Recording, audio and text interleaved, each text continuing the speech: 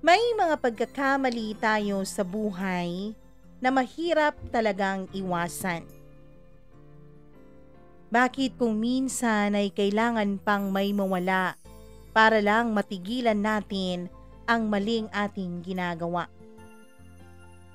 Dear Mama Mia, nasubukan mo na bang makipagrelasyon na nagsimula lang sa isang utang na loob? Ako kasi, oo. Nasubukan ko na yon. At isa yon sa mga bagay na labis-labis kong pinagsisisihan. Mama Mia, pakitago na lamang po ang pangalan ko bilang Trish. 27 years old na ako ngayon. Bata pa lang ay natuto na akong magbanat ng buto. 12 anyos lamang ako nung umalis sa pamamahay namin si Mama upang pumunta ng ibang bansa. Pero matapos noon ay hindi na siya muling bumalik pa sa buhay ko at sa buhay namin, Mama Mia. 15 years old lamang ako nung magpakasal si Papa sa bago niyang girlfriend na mas bata ng di hamak sa kanya. Mama Mia, maayos naman yung relasyon namin ni Papa nung kami pang dalawa. Pero nung pumasok na sa eksena ang bago niyang asawa, ay doon na nagkaroon ng lamat ang relasyon namin ng Papa ko. Paano ba naman kasi, Mama Mia? Mas pinaniniwalaan pa niya ang kanyang asawa kesa sa akin na sarili niyang anak at sarili niyang dugo. Naiinis din ako sa tuwing inuuna pa ni Papa ang kapretsyo ng babaeng yon kesa sa mga gastusin ko pagdating sa paaralan. Ang inis at galit ko sa babaeng yon ay dahil alam ko na hindi pa lang nakakaalis noon si Mama papunta sa ibang bansa. Alam ko na may relasyon na silang dalawa ng aking ama. Kaya siguro kung makaasta siya sa bahay namin ay parang siya talagang reyna. At dahil sa madalas na din namang kaming nag-aaway ni Papa, ay natuto na rin akong sumama sa mga barkada ko, Mama Mia. Natutunan ko na ang mag-inom ng alak, pati na rin ang paggamit ng sigarilyo. Nung malaman ni Papa ang pagbibisyo ko ay pinalayas niya ako sa bahay. Hindi na rin ako nagdalawang isip na umalis sa bahay namin. Buti na lang din at may opening sa pinagtatrabahuan ng isa kong kaibigan. Doon ako pumasok bilang isang service crew. Mahirap, Mama Mia, pero tiniis ko. Dahil gusto kong patunayan sa aking ama na kaya kong magtagumpay at kaya kong mabuhay kahit wala silang dalawa ni Mama. Pero hindi pala ganun kadali yun, Mama Mia. Dahil matapos ang isang buwan ay doon na nag-sink in sa akin ang hirap ng sitwasyong pinasok ko. Mahirap dahil ako na yung kumakayod para makabayad at makabili sa lahat ng pangangailangan ko. Tapos ako pa ang kikilos sa mga gawaing bahay. Pero sa awa ng Diyos ay nalampasan ko naman ang mahirap na sitwasyon na yun, Mama Mia. Nung makita ko na kaya ko nang pagsabayin ang pagtatrabaho at pag-aaral, ay nagdesisyon akong bumalik ulit sa aking pag-aaral. Buti na lang talaga at may kaibigan ako na itago na lang natin sa pangalang Ariel. Siya ang tumulong sa akin upang makahabol pa sa enrollment. Late na kasi ako ng 1 week, Mama Mia. Natapos na ang enrollment period bago ko napagdesisyonan na gusto ko nang mag-aral ulit. Buti na lang talaga at may kakilala si Ariel sa loob na siyang gumawa ng paraan upang maisingit pa ako.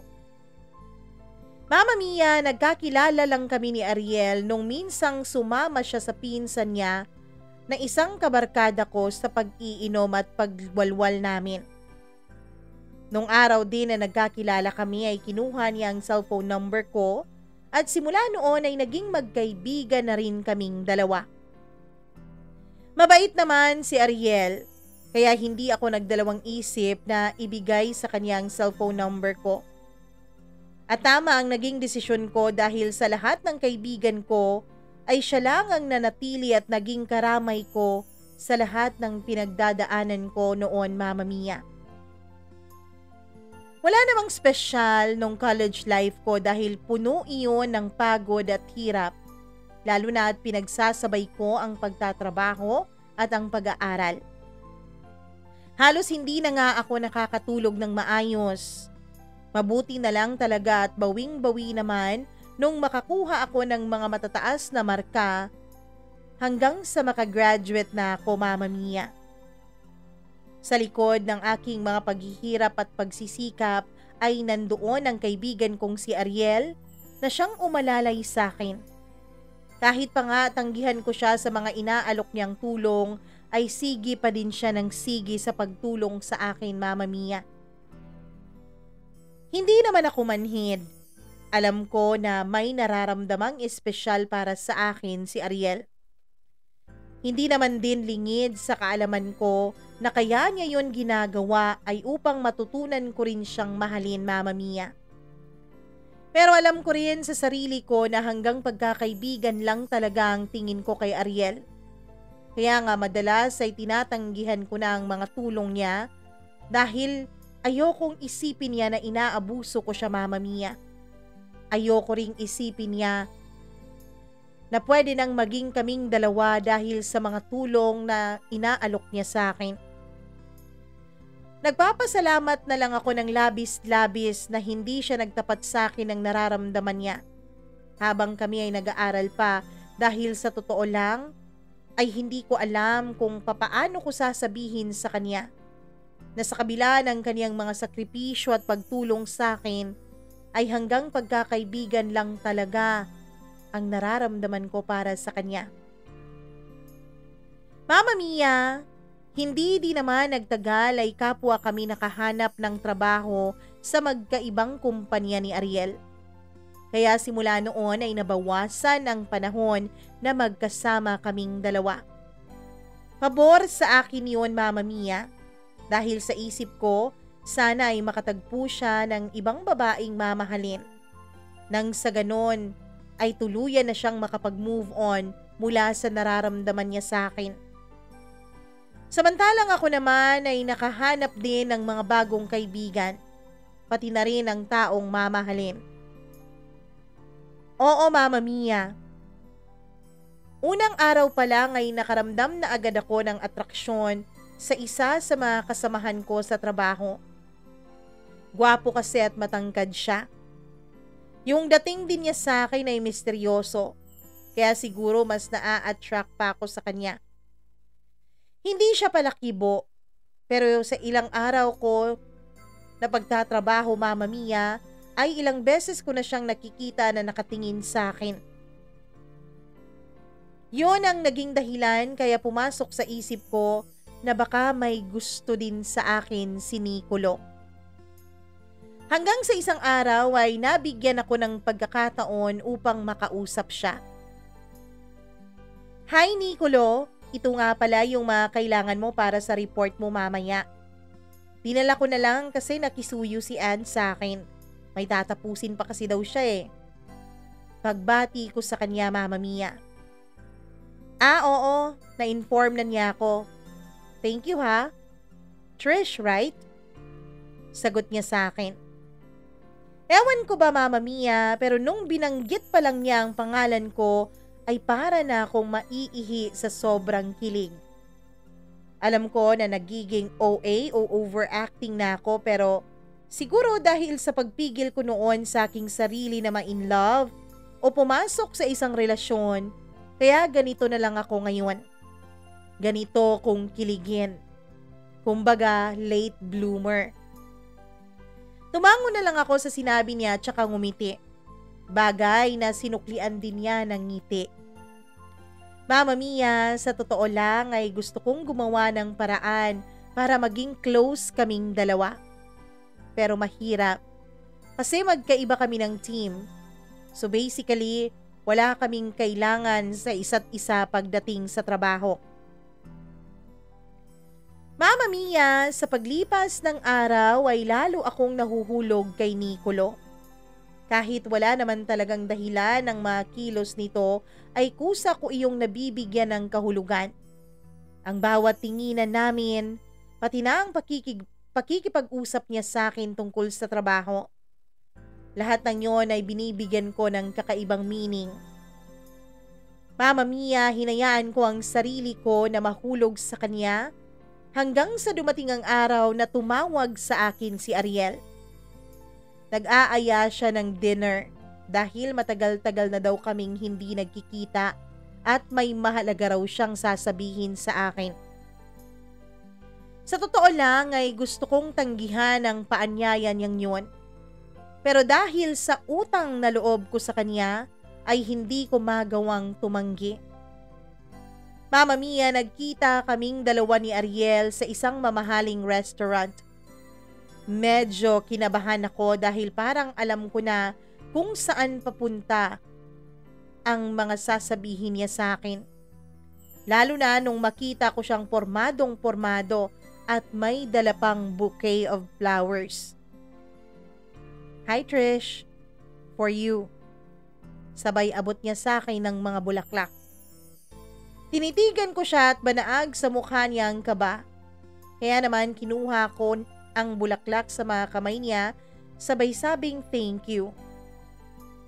Mama Mia, hindi ko mapigilang ngumiti nung makita ko kung anong klaseng bulaklak yon. Dried flowers. Naisip ko na kilalang kilala talaga ako ni Ariel. Alam niya ang mga paborito ko. Alam niya rin ang mga ayaw ko. Kaya siguro ay dito niya ako dinala sa Chinese restaurant. Alam mo kasi Mama Mia, hindi siya masyadong mahilig sa mga Chinese foods. Kaya sobrang na-appreciate ko yung pagsasakripisyo niya para sa kapakanan ko dahil paborito ko ang Chinese food. Nagsimula na kaming umorder at kumain Mama Mia. Nagkwentuhan muna kami tungkol sa mga bagong pangyayari sa mga buhay namin. Siyempre Mama Mia, hindi ko nagawang ikwento sa kanya si Nicolo. Nung matapos kami ay doon ko naramdaman ang paghawak niya sa isa kong kamay. Trish, hindi ko alam kung may idea ka na. Pero kasi matagal na kitang minamahal. Pinigilan ko lang ang sarili ko noon dahil alam ko na nahihirapan ka na pagsabayin ang pagtatrabaho at pag-aaral mo. Kaya ayokong dumagdag sa mga isipin mo noon. Ngayon na may trabaho na tayo, sinubukan kong ibaling sa iba ang nararamdaman ko. Pero hindi ko magawa, Trish.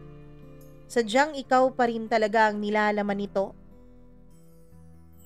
Namumulan niyang pahayag sa akin Mama Mia sabay turo ng kanyang puso. Alam ko naman na ito ang mangyayari at nag-practice na ako ng isasagot ko sa kanya. Ariel, thank you talaga sa lahat ng ginawa mo noon para sa akin. Thank you sa pagmamahal mo. Nabitin ang sasabihin ko Mama Mia dahil sa di kalayuan ay nakita ko si Nicolo na may ka-holding hands na babae. Mama Mia, nasaktan ako sa nakita ko. Kaya medyo nakalimutan ko ang sasabihin ko kay Ariel. Lahat ng prinaktis ko na sasabihin ko sa kanya ay nakalimutan ko. Bumalik lang ang atensyon ko sa kanya nung tawagin niya ang pangalan ko. Trish? Mama Mia, napatitig ako kay Ariel at doon ay nasabi ko ang isang bagay na magpasa hanggang ngayon ay pinagsisisihan ko pa rin. Sorry. Parang may nakita kasi ako. Ano na nga ba yung sinasabi ko? Ariel, thank you sa pagmamahal mo. At oo, pumapayag akong magpaligaw sa'yo. Sabi ko Mama Mia. Nakita ko kung papaano nagliwanag ang mukha ni Ariel nung sinabi ko yon. Pangako Trish, hinding-hindi mo pagsisisihan ito. Mahal na mahal kita. Mama Mia, oo, pumayag akong magpaligaw kay Ariel dahil na-pressure ako nung makita ko si Nicolo na may kasamang ibang babae. Gusto kong ipakita kay Nicolo na may nagkakagusto sa akin. Pero agad ko rin namang pinagsisisihan yon, lalo na nung mas naging clingy pa sa akin si Ariel. Ayoko kasi talaga sa mga lalaking clingy.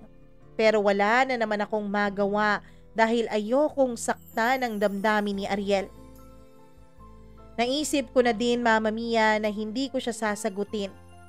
At least mapapeel ko sa kanya na sinubukan ko naman talaga siyang mahalin. Pero parang pinaglalaruan naman talaga ako ng tadhana. Dahil isang gabi, nagkayayaan kami ng aking mga katrabaho na kumain at uminom sa labas. At syempre, lahat kami kasama, Mama Mia, bawal magdala ng ibang partners. At kasama na doon si Nicolo. Mama Mia, yung gabing yon ang naging simula ng pagmamahala namin ni Nicolo.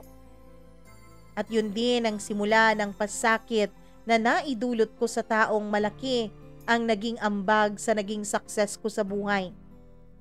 Si Ariel. Mama Mia, madali naman kasing nalasing ang mga kasama namin noon ni Nicolo. Kaya isa-isa na rin silang umuuwi. Nagpresenta si Nicolo na ihatid ako, tutal ay may dala naman daw siyang motor. Pero hindi kami diretsyong umuwi noon, Mama Mia, dahil sumaglit pa kami sa isang convenience store upang makapagyosi siya. Alam kong dahilan niya lang yun, pero hinayaan ko na lang siya. Gusto ko rin naman kasi siyang kasama. Sa totoo lang, Mama Mia, ay kanina pa ako naiihi, lalo na nung maramdaman ko ang kilig sa pagyakap ko sa kanya mula sa kanyang likuran habang angkas ako ng kanyang motor. Ayoko kasi talagang yumakap dahil nahihiya ako. Pero si Nicolo ang nagpumilit na yumakap ako upang wag akong mahulog. Tahimik lang ako, Mama Mia, habang hinihintay siyang matapos na magyosi. Si Nicolo ang unang nagsalita sa aming dalawa. Trish, boyfriend mo ba yung kasama mo? Alam ko kung sino ang tinutukoy niya, Mama Mia, dahil alam ko na nakita niya kaming dalawa ni Ariel nung gabing yon sa restaurant. Pero nagmaang-maangan pa rin ako. Umakto ako na inaalala ang sinasabi niya bago ako sumagot. Si Ariel? Kaibigan ko lang siya. Actually, manliligaw pala. Bakit mo naman na itanong? Lumunok muna si Nicolo bago siya sumagot. Wala naman. Akala ko kasi pareho tayo ng nararamdaman. Akala ko may gusto ka din sa akin eh. Kasi ako gusto kita, Trish. Unang kita ko pa lang sa'yo ay naramdaman ko na itong pagkagusto na ito sa'yo. Pagtatapat niya sa akin. Kahit natuwa ako, Mama Mia, na malamang gusto rin ako ng lalaking gustong gusto ko, ay hindi ko yun pinahalata sa kanya. Ako? Gusto mo? Di ba may girlfriend ka nga? Yung kasama mo nung gabing yun, di ba girlfriend mo yun? Balik na tanong ko sa kanya.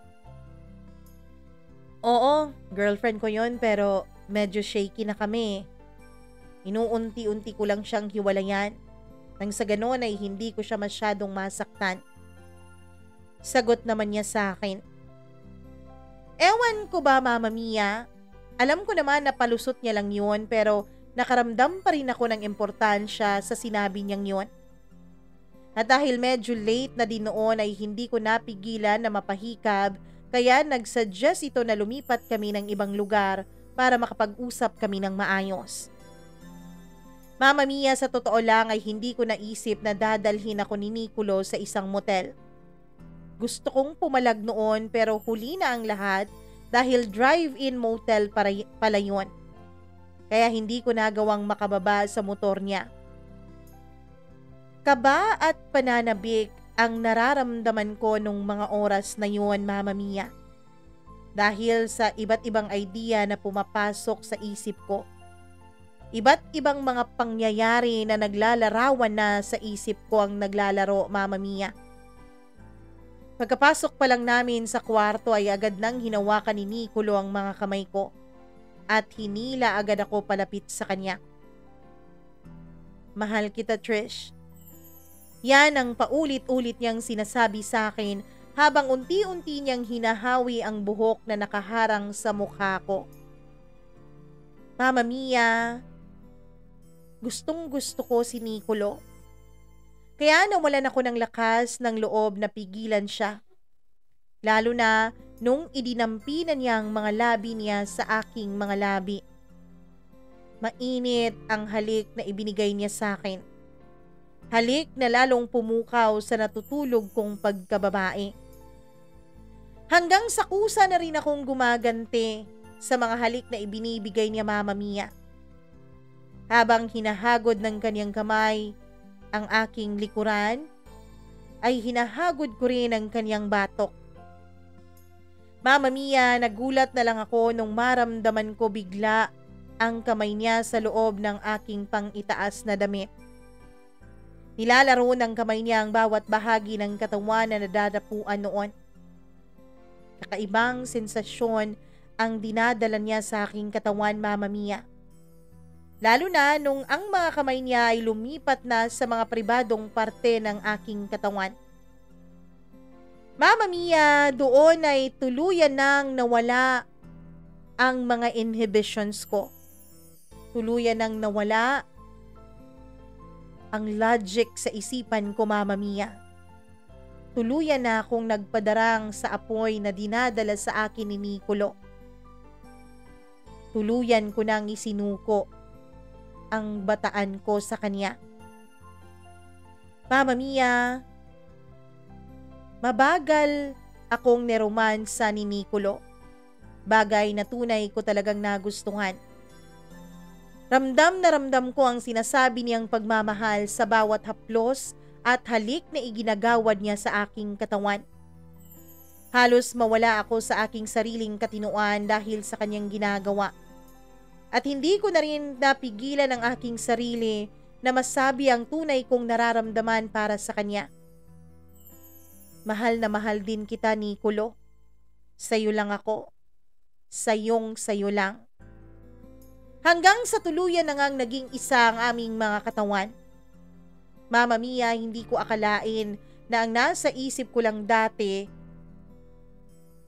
ay totoong nangyayari na sa aming dalawa ni Nicolo. Oo, Mama Mia. Nakakahiya mang aminin, pero aaminin ko na rin. Kahit noon pa man ay napapanaginipan ko na ang pagtatalik naming ito ni Nicolo. Isang beses lang naman yun namin ginawa. Dahil kinailangan na rin naming umuwi noon. Mag-aalas 2 na kasi ng madaling araw nung mahatid niya ako, Mama Mia. Siyempre, isang mainit na halik ang pabaon namin sa isa't isa. Mama Mia, nakatulog akong may ngiti sa aking puso at sa aking labi. Wala akong pagsisisi na nararamdaman sa ginawa kong pagsuko sa aking sarili kay Nicolo. Nabuo na rin sa isip ko kung papaano ko sasabihin kay Ariel na tigilan na niyang ang kanyang panliligaw sa akin. Mama Mia, kinabukasan ay pumasok ako sa office na sobrang saya. Bakas sa mukha ko, Mama Mia, ang maaliwalas kong nararamdaman. Bakas na bakas sa mga ngiti sa aking mga labi ang aking kasiyahan. Kaya nga tinutukso ako ng aking mga kaibigan na mukha daw akong isang babaeng nadiligan. Tanging matamis na ngiti lang ang isinagot ko. Pero ang lahat ng iyon ay unti-unting nawala nang mapansin ko ang pag-iwas sa akin ni Nicolo. Pero sinabi ko na lang sa sarili ko na baka ayaw lang niya na pagpiestahan kami ng aming mga katrabaho. Iniisip ko, Mama Mia, na baka kumukuha pa ng tiyempo si Nicolo para sabihin sa lahat ang namamagitan sa amin. At habang naisip ko na naman ang pinagsaluhan naming sandali sa loob ng drive-in motel ay hindi ko na naman napigilan ang sarili kong kiligin. Pero lahat ng kilig na nararamdaman ko ay naglaho nung ibinalita sa akin ng isa kong kasamahan ng kanyang natuklasan. Alam niyo ba na si Nicolo ay may asawa na pala? Mama Mia, para akong pinagsakluban ng langit at lupa. Parang biglang gumuho ang mundo ko. Naibigay ko na ang aking pagkababae kay Nicolo. Tapos, malalaman ko na kasal na pala siya sa iba? Pero hindi agad ako naniwala. Talaga? Uy, parang hindi naman. Pagtatanong ko sa kaibigan ko. Oo, totoo yung sinasabi ko. May asawa at isang anak na siya. Magkapit-bahay kasi sila nung kapatid ko. Pagpapatuloy niya. Mama Mia, tuluyan na ngang nawala ang ngiti ko sa aking mga labi. Lalo na nung pumasok sa isip ko ang nangyari sa amin.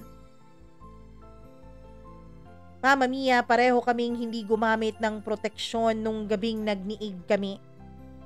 Oo, nag-aalala ako dahil sigurado ako, Mama Mia,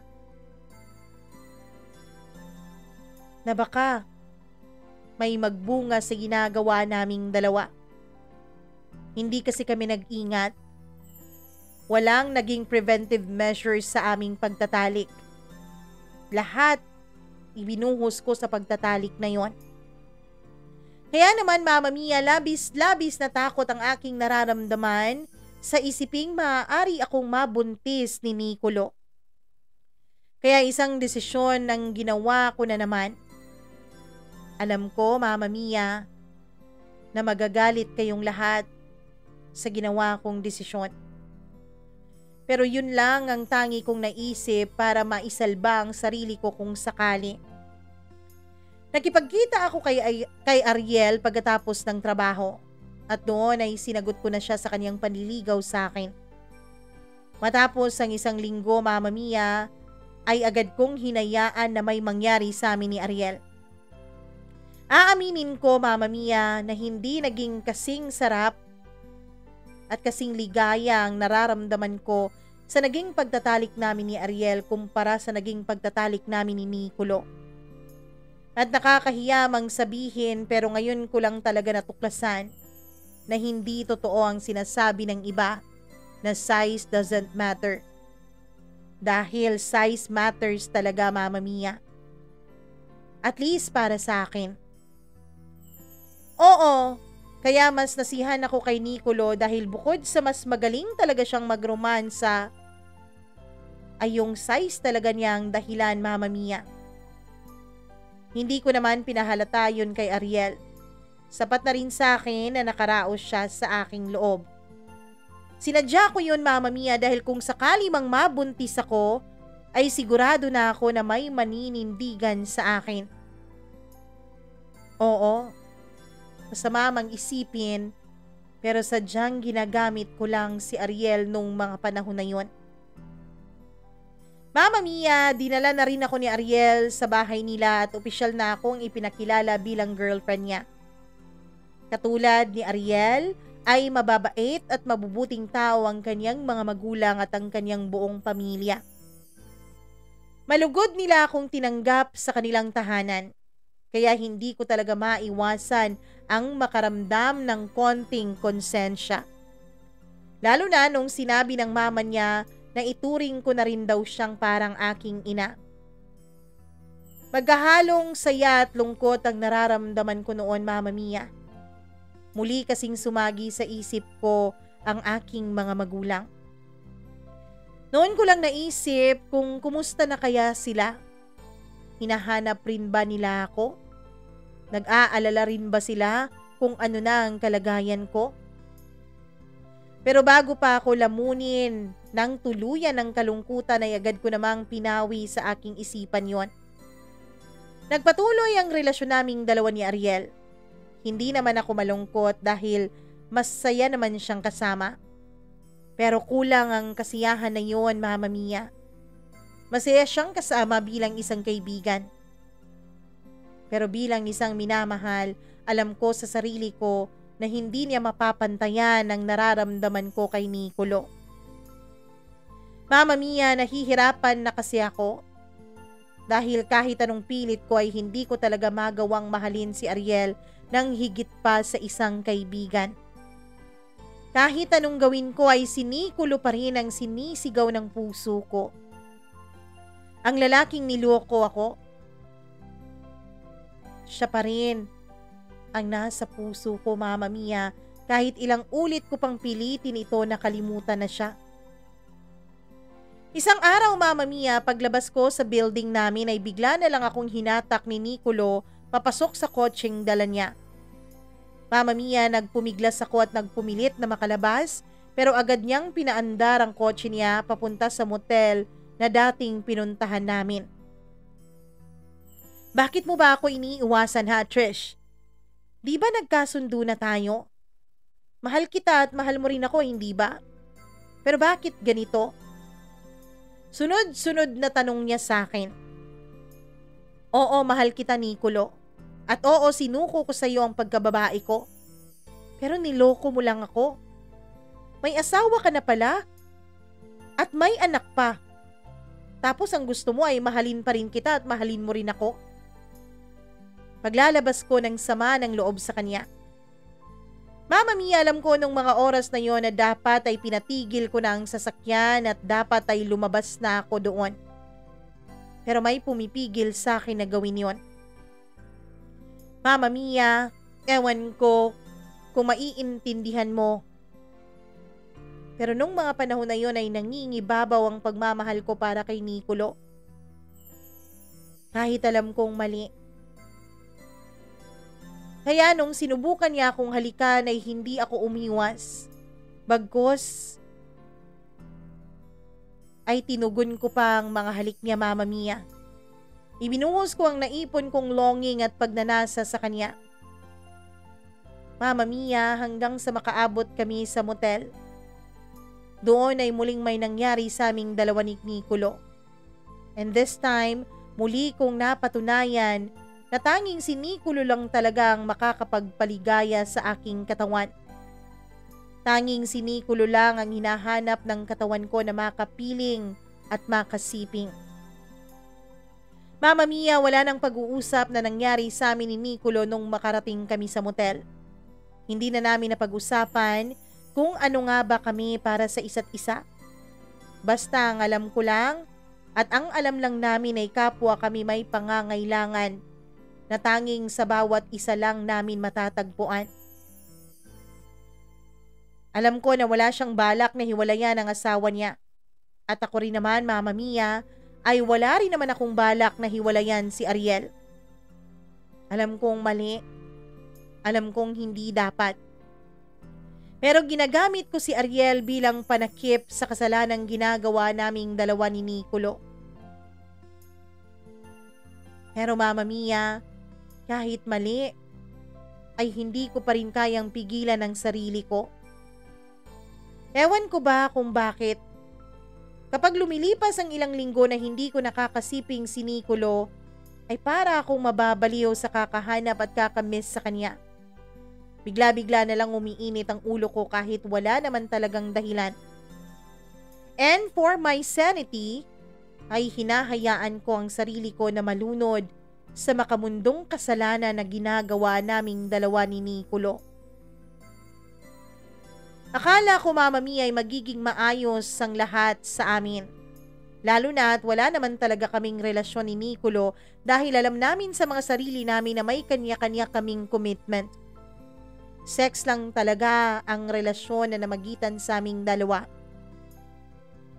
Pero Mama Mia, kahit wala kaming relasyon dalawa ay alam ko naman sa sarili ko na mahal ko siya. Kaya naman patuloy pa rin akong umaasa na balang araw ay maayos din ang lahat sa amin. Pero kahit anong tago namin ni Nicolo sa makasalanang ginagawa namin, Mama Mia, ay wala naman talagang baho na hindi naaamoy ng iba. Kahit anong ingat namin ay may nakakita sa aming dalawa ni Nicolo na magkasama sa kotse niya paglabas ng motel. Sa motel kung saan madalas namin pinagsasaluhan ang bawal naming pagmamahalan. At yung taong yun, Mama Mia, ay nagsumbong kay Ariel. Sinumbong niya ang kabalbalang ginagawa ko sa likod ng syota ko. Hindi naman agad naniwala si Ariel kaya pala ilang araw din niya akong hindi kinukulit. Yun pala, Mama Mia, ay sinusundan niya lang ako sa bawat galaw ko. Mama Mia, hanggang sa mahuli na nga kami ni Ariel sa akto. Sobrang kahihiyan ang inabot ko nung paglabas ng kotse na sinasakyan namin ni Nicolo mula sa motel ay hinarang kami ni Ariel. Bumaba ka na at problema mo yan. Huwag mo na akong idamay, baka malaman pa ng asawa ko. Ayokong masira ang pamilya ko, Trish. Yan lang ang sinabi sa akin ni Nicolo, Mama Mia. Nasaktan ako, oo. Pero hindi na rin naman ako nagulat dahil simula pa lang ay klaro na sa aming dalawa ang sitwasyon na pinasukan namin. Klaro na sa akin na hinding-hindi niya iiwan ang pamilya niya para sa akin. Bumaba ako at lumipat sa sasakyan ni Ariel. Walang imik na nag-drive si Ariel papunta sa tinutuluyan ko. Pagkapasok pa lang namin ay hindi ko na inantay ang sasabihin niya. Kusa na akong nagpaliwanag sa nasaksihan niya. I'm sorry, Ariel. Sorry talaga. Sinubukan ko namang mahalin ka pero kahit anong gawin ko ay hanggang pagkakaibigan lang talaga ang nararamdaman ko sa'yo. At oo, aaminin ko. Yung lalaking nakita mo kanina, yung lalaking kasama kong lumabas sa motel, siya yung lalaking tunay na nilalaman ng puso ko. Pero hindi din naman kami pwedeng magsama. Hindi ko rin siya pwedeng maangkin ng buong buo dahil may asawa siyang tao. Mahinahon kong pagpapaliwanag kay Ariel, Mama Mia. Hindi pa rin siya umimik. Mahabang katahimikan ang namayani sa aming dalawa. Kaya ba, nagkasya ka na lang sa pagiging parausan niya? Kaya ba, pinili mo na lang na maging tagapawi ng init na nararamdaman niya? Trish naman, saan mo ba nilagay ang utak mo, ha? Edukada ka namang babae. Pero bakit mo nagawa ito sa sarili mo, ha? Alam mo, Trish, mataas ang tingin at respeto ko sa'yo. Akala ko ay papahalagahan mo ang sarili mo. Pero hindi mo nire-respeto ang sarili mo sa ginagawa mong yan. Galit niyang pahayag sa akin. Oo na. Tanga na kung tanga. Boba na kung boba. Pero Ariel, hindi ko talaga kayang iwasan siya. Hindi ko kaya na hindi siya makasama. Mas gugustuhin ko pang maging parausan niya kung ito lang ang paraan para makasama ko siya. Para maiparamdam ko sa kanya ang pagmamahal ko na hindi niya kayang suklian. Naiiyak kong pahayag kay Ariel. Mama Mia, totoo ang sinasabi ko. Dahil kaya naman ako pumatol sa setup namin ni Nicolo ay dahil umaasa pa rin ako na darating ang araw na matatauhan siya at malalaman niya na ako ang mas bagay at nararapat sa kanya, na ako ang pipiliin niya. Nakita ko talaga ang pagtiim ng mga bagang ni Ariel. Ang pagpipigil niya na manakit dahil sa galit na nararamdaman niya. Ilang saglit pa, Mama Mia, ay minabuti na lang niyang umalis sa tinutuluyan ko. Kinabukasan ay tinatawagan ko si Ariel pero hindi siya sumasagot sa tawag ko. Kaya sa text ko na lang sinabi ang sadya ko, Mama Mia. I'm sorry, Ariel, pero tama na ang lahat. Tigilan na natin to. Palayain na natin ang isa't isa. Sorry talaga, pero you deserve someone better. Someone na mamahalin ka. Nang walang halong panluloko at nang walang kaagaw. Again, I'm so sorry for breaking your heart. Mama Mia, lumipas ang ilang araw ay wala akong natanggap na mensahe o nasagot mula kay Ariel. Hindi ko alam kung bakit pero may pag-aalala akong nararamdaman. Nagulat na lang ako, Mama Mia, dahil pagkalipas ng 2 linggo ay biglang tumawag sa akin ang mama ni Ariel. Trish? Trish, ikaw ba yan? Nasaan ka? Kailangan kita dito sa ospital. Trish? Trish? Si Ariel, wala na. Umiiyak at paputol-putol na sabi ng mama niya. Nawalan ako ng balanse nung marinig ko ang balitang yun, Mama Mia. Dali-dali akong lumabas at pumara ng taxi para mapuntahan sa ospital si Ariel.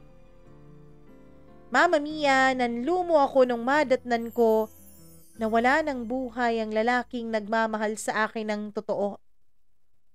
Sobrang pag-iyak ang ginawa ko, Mama Mia, dahil bukod sa sakit ay nakaramdam ako ng sobra-sobrang guilt nung malaman ko na naglalasing pala siya at nung araw na yun ay nagmaneho siya ng motor na lasing papunta sa akin. Mama Mia, namatay si Ariel nang hindi man lang ako nakahingi ng tawad. Namatay siya nang may sama ng loob sa akin. Mama Mia, parang ako na rin ang pumatay sa kanya. Lalo pa akong nag-guilty. Sobrang bait ni Ariel sa akin. Kung hindi dahil sa kanya, hindi ko alam kung nalagpasan ko ba ang lahat ng pagsubok na pinagdaanan ko sa buhay ko ng mag-isa. Siya ang naging kakampi ko. Siya lang ang hindi nang iwan sa akin nung mga panahon na walang-wala ako, Mama Mia. Pero kahit na ganun ang nangyari, hindi ko alam kung bakit hindi pa rin ako sinisisi ng mga magulang at ng pamilya ni Ariel. Labis-labis na kabaitan pa rin ang pinapakita nila sa akin. Siguro ay hindi kasi nila talaga alam ang nangyari between me and Ariel. Hindi siguro sinabi ni Ariel sa kanila ang kasalanang ginawa ko sa kanya. Kaya nga nung matapos ang libing niya, ay hindi na ako muling nagpakita pa sa parents niya. Umalis na rin ako sa trabaho ko, Mama Mia, at lumipat sa ibang lugar.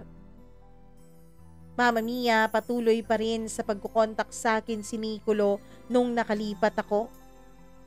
Ang sabi niya, Mama Mia, ay gusto niya raw na ituloy kung ano man ang nasa aming dalawa. Palagi niyang ginagamit ang mga salitang mahal kita. Pero Mama Mia, naisip ko noon na walang karapatan si Nicolo na sabihin ang mga salitang yon dahil hindi siya marunong magmahal. Dahil kung totoong may mahal siya between sa amin ng asawa niya, ay hindi siya gagawa ng mga bagay na yon. Kaya naman, naisipan ko na putulin na rin ang lahat ng koneksyon ko mula sa dati kong buhay. Nag-change ako ng cellphone number, Mama Mia. Sa ngayon ay tahimik ako na namumuhay ng mag-isa habang paulit-ulit ko pa ring inaalala si Ariel. Paulit-ulit akong humihingi ng tawad sa kanya. Ito na rin siguro ang karma ko, Mama Mia. Karma ko na hindi na malalaman kung napatawad ba niya ako. Karma ko na hindi na malalaman kung mas naging matimbang ba kay Ariel ang pagmamahal niya sa akin kesa naging galit niya nung matuklasan niya ang ginagawa kong kasalanan sa kanya. At kung sakali man na totoo ang kabilang buhay, Mama Mia, at magkikita kami doon ni Ariel, sisiguraduhin ko na hihingi ako ng tawad sa kanya, Mama Mia. Hanggang dito na lang po ang sulat ko na ito at nawa ay may naging leksyon ang aking karanasan para sa iba na kasalukuyan pa rin gumagawa ng kasalanan sa mga partners nila. Huwag niyo sanang hintayin na may mawala pa bago niyo ma-realize ang malaking pagkakamaling ginagawa niyo. Huwag niyo sanang antayin na mangyari sa inyo ang mga bagay na nangyari sa akin. Nawa ay makahanap na rin kayo ng lakas ng loob para itigil ang kasalanang ginagawa ninyo. At para sa may mga asawa na, lalong-lalo na yung mga lalaki na nag-iisip at gumagawa pa rin ng kabalbalan sa likod ng kanilang mga asawa, naway maisip ninyo na hindi lang ang mga buhay nyo o ang buhay ng asawa nyo ang masisira, kundi maging ang ibang tao sa paligid nyo. Lalo na kung may anak kayo. Ako kasi, Mama Mia, alam ko na hindi ko dapat isisi sa pagiging produkto ko ng isang broken family ang lahat ng nangyari sa buhay ko. Pero siguro, Mama Mia, hindi ako naging ganon kapusok na gumawa ng kasalanan kung may mga tao lang na gumagabay sa akin habang ako ay lumalaki. Para sa mga magulang ko, kung nasaan man sila ngayon, hangad ko ang tunay nilang kaligayahan. Pakiramdam ko kasi, Mama Mia, ako lang ang tanging hadlang para tuluyan silang lumigaya. Sana, kahit paminsan-minsan, ay maiisip pa rin nila ako. Sana, darating ang araw na pagtatagpuin ulit kami ng tadhana. At sana pagdating ng araw na yon ay mamayani na ang kapatawaran sa puso ng bawat isa.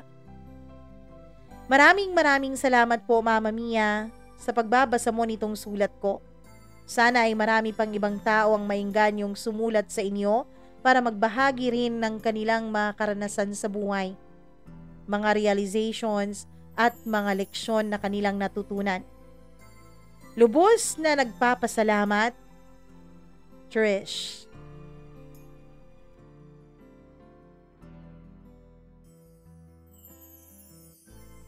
Sadyang wala talagang magandang naidudulot sa buhay ng isang tao ang paggawa ng mga maling bagay.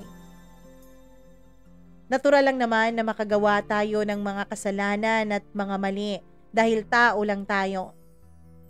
May mga oras na nagkakamali tayo. Pero ang mas malaking kasalanan ay kapag hinahayaan mo ang sarili mo na malunod na sa kasalanang ginagawa mo. Kapag alam mo na kasalanan na yan, tapos patuloy mo pa rin ginagawa, paulit-ulit mo pa rin ginagawa, yun ang mas malaking kasalanan.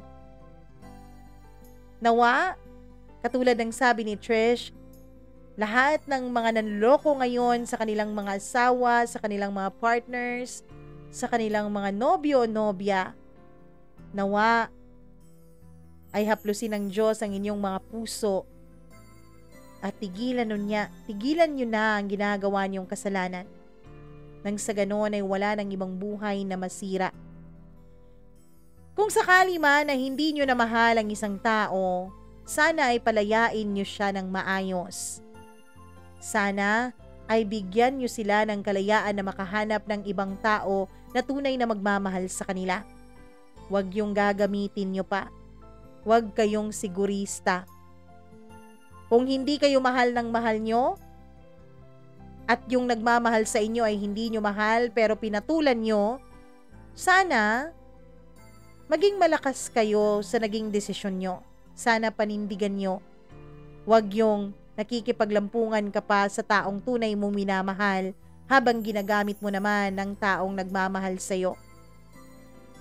Tandaan, lahat ng ibinabato natin dito sa lupa, parang boomerang yan.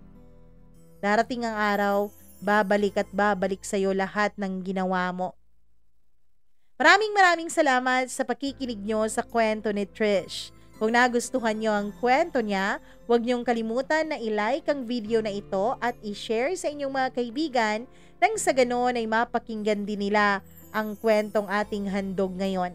At kung may sarili kayong kwento ng buhay na gusto nyong i-share dito sa ating programa, huwag po kayong mahihiya at mag-email sa akin at mamamiacdo0317@gmail.com. Huwag niyo po sanang kalimutan na may iba po akong social media accounts. May Facebook po ako, Mama Mia Cagayan de Oro, at meron din po akong Instagram, Mama Mia CDO, tsaka sa TikTok na rin. Maraming salamat sa patuloy niyong pagsuporta dito sa ating munting YouTube channel. Ako po ang inyong nag-iisang Mama Mia. Magandang araw sa inyong lahat.